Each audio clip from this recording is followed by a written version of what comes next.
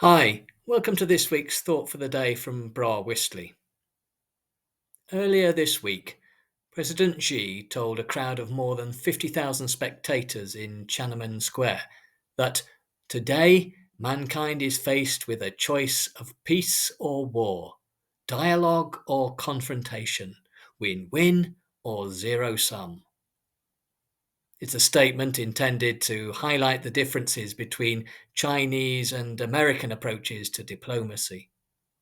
He hopes that this may be a turning point in history and that countries will choose to side with him. From a Western perspective, President Xi's guest list raises a few eyebrows, but the offer of dialogue and collaboration is tempting indeed, especially for those shunned by the West. Given the choice, we all want peaceful dialogue leading to a win-win situation, but President Xi is not the first to offer such an either-or option. In the book of Deuteronomy, we read that about 3,000 years ago, in his final speech to the people of Israel, Moses is said to have told them, "See, I have set before you today life and prosperity, death and adversity." It's often referred to as the choice of two ways. Offered such a clear choice, there of course can only be one answer. Who in their right mind would not choose life and prosperity over death and adversity?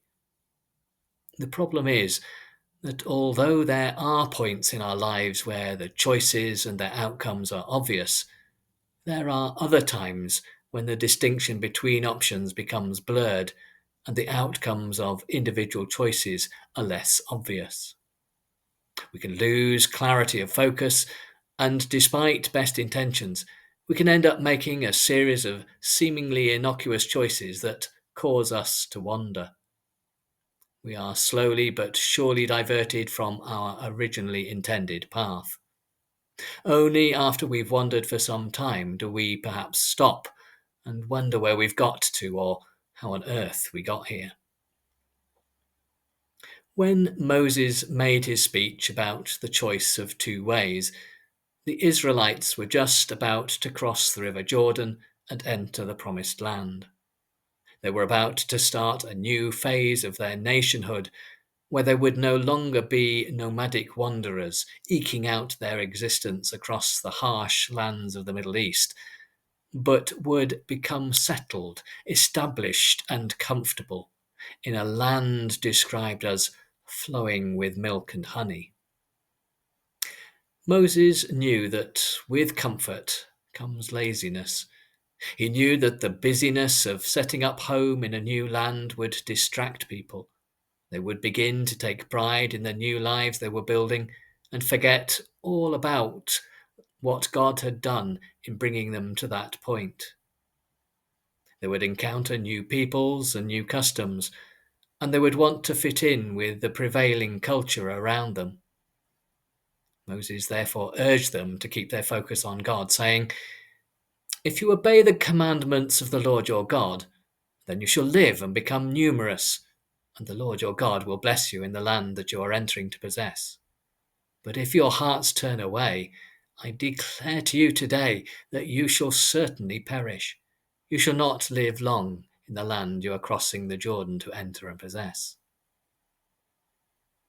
We've all done it, or at least something similar. We started a new job or a new school and then changed our interests and behaviour to better fit in with the new people around us. On one level, of course, that's fine and to be encouraged. It's what helps to build society and community. However, as Moses already knew from bitter experience, when that also involves turning your back on God, then it comes with consequences. So he told his fellow Israelites, "I call heaven and earth to witness against you today that I have set before you life and death, blessings and curses. Choose life so that you and your descendants may live, loving the Lord your God, obeying him and holding fast to him." The path to life is rooted in God, because God only ever wants the best for us. Living in accordance with God's wishes is the best way to keep us on track. When we wander from God's way, then we may lose sight of our destination. Pursuing our own desires as we follow the twists and turns of life may even result in us wandering so far from the pathway that we lose sight of where we've come from too. When you don't know where you've come from and you don't know where you're going, then you can wander round in circles and get completely lost. It's only by keeping our eyes on Jesus and following his lead that will keep us on the best trajectory through life. The decision to choose life is not just a personal decision either. It affects generations, shaping the future of families and communities. Nor is it a one-time only decision.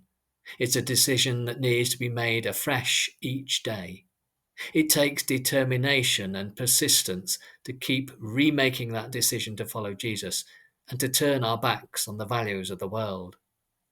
We might wander from the path, but if we keep turning back to Jesus and choosing life afresh, then we will never wander too far.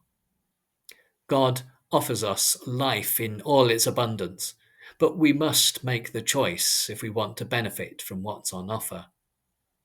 It's a take it or leave it offer, and I know which I shall be doing. I hope you choose life too. Thank you for listening. God bless you. See you again next time.